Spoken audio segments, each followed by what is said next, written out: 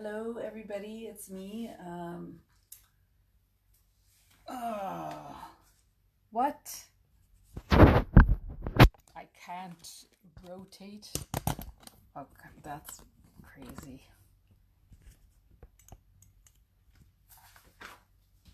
Oh, I guess that works. So, today I am going to be doing my own band only workout, and but I'm going to share one of the exercises with you. It's called a banded good morning. You must have a band to do it.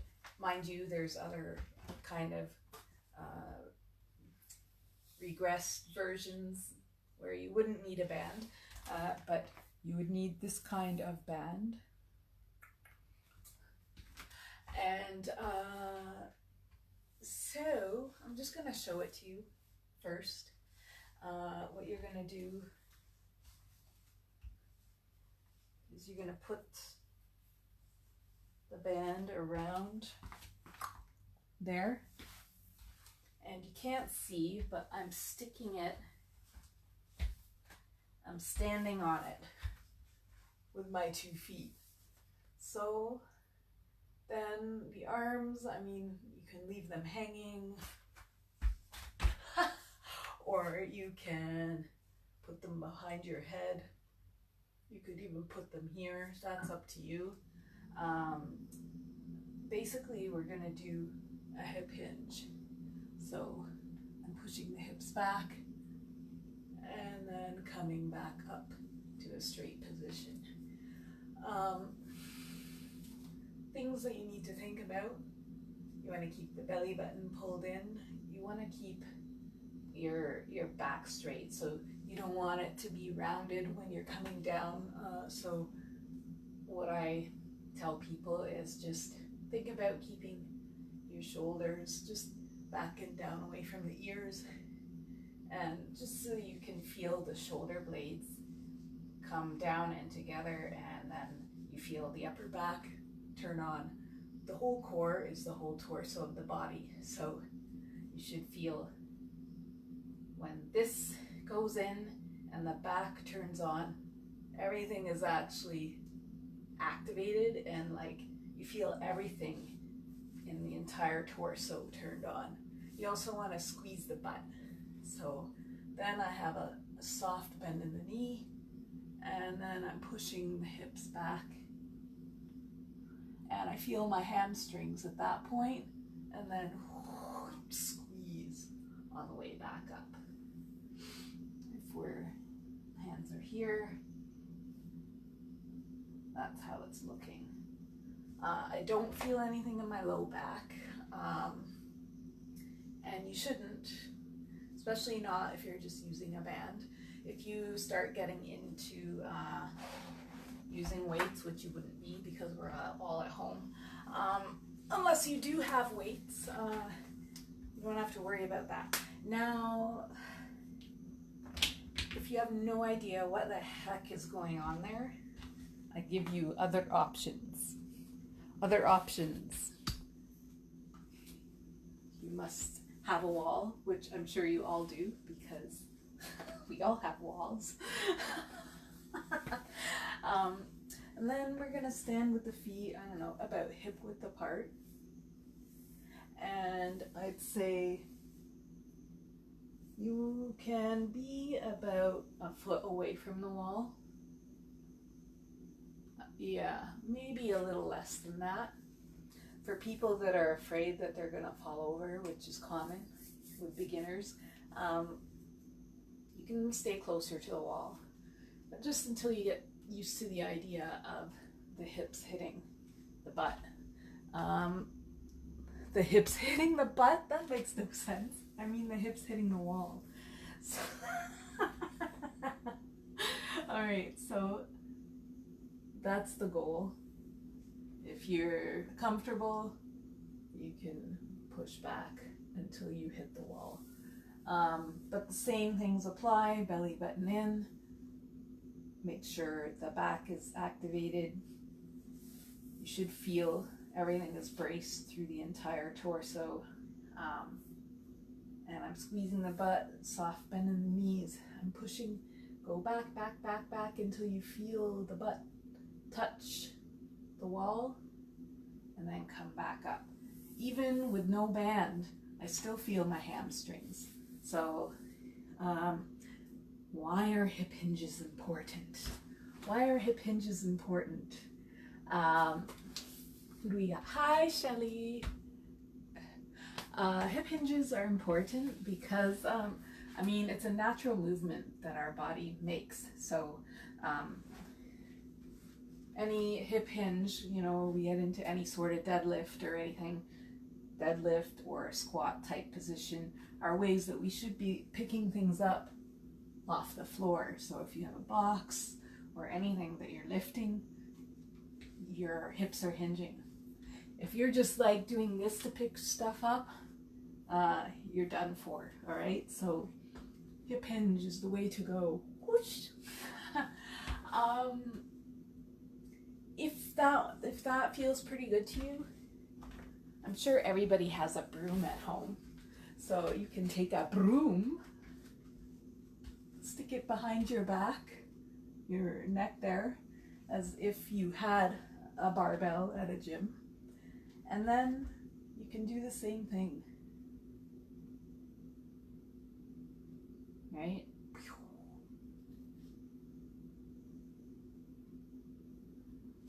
Put it further back.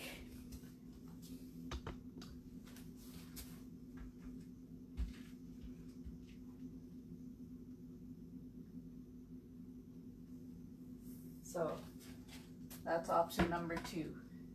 If you're just joining, I'll go back to what I started with, which is the banded good morning.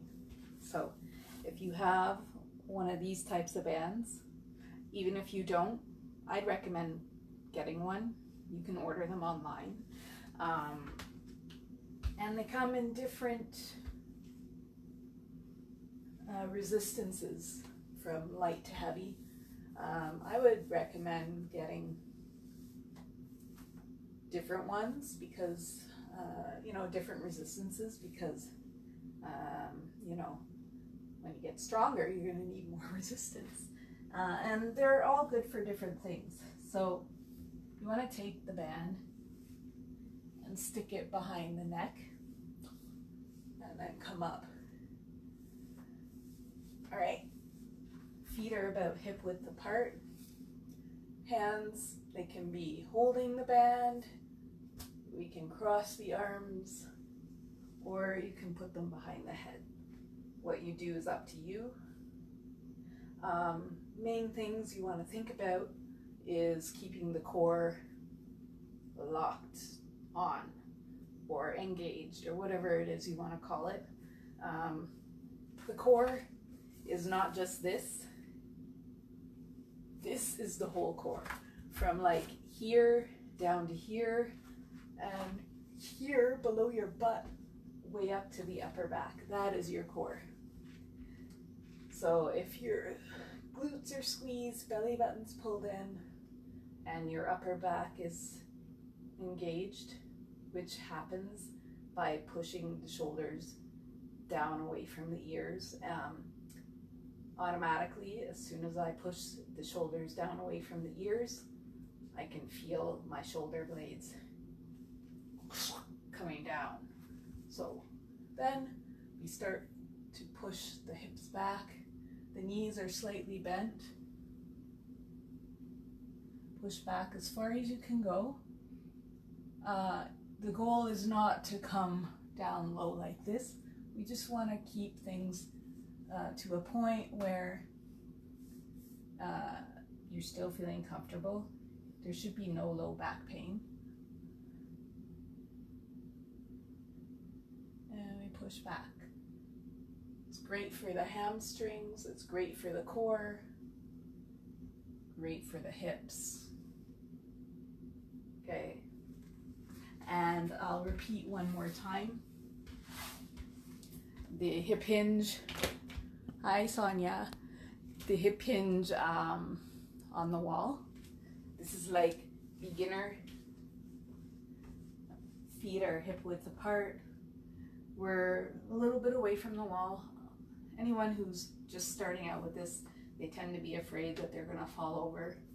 But I'm like, where are you going to fall? It's just a wall, right? We're not falling into like the abyss. So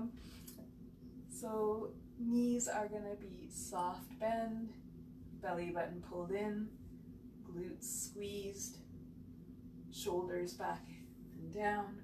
And again, we're just going to push the hips back until they reach the wall, and then back up. We can put the arms here. We can put the arms here. So that's like level 1, hip hinge introduction. One more time, level 2, broom or dowel, whatever you want to call it, behind the neck, like just on the meaty part, where the muscles, the traps and the shoulders kind of meet. Feet hip width apart, belly button pulled in, squeeze the glutes. And when you have this behind here, it kind of forces you into the position that your back should be in. But think about actually squeezing the muscles in the upper back, and then whoosh, push back as far as you can go. So many people are like so afraid of pushing their butt back. The big thing I like to say often is show your butt to the world. Okay, I need to see your butt when you're doing this exercise. So if you're like, it's not gonna cut it, I wanna see that thing. I wanna see it. All right.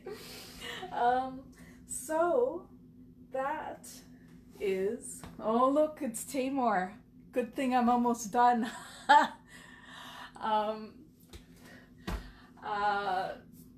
I think that's it for now. That is your hip hinge exercise for today. If you have one of those bands, try that out. If you're not quite getting it, try the wall or try the broom, see how it feels.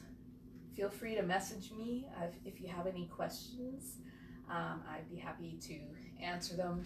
We can even have a video together and I can go over it in more detail, tell you if you're doing it right. And I think that's it.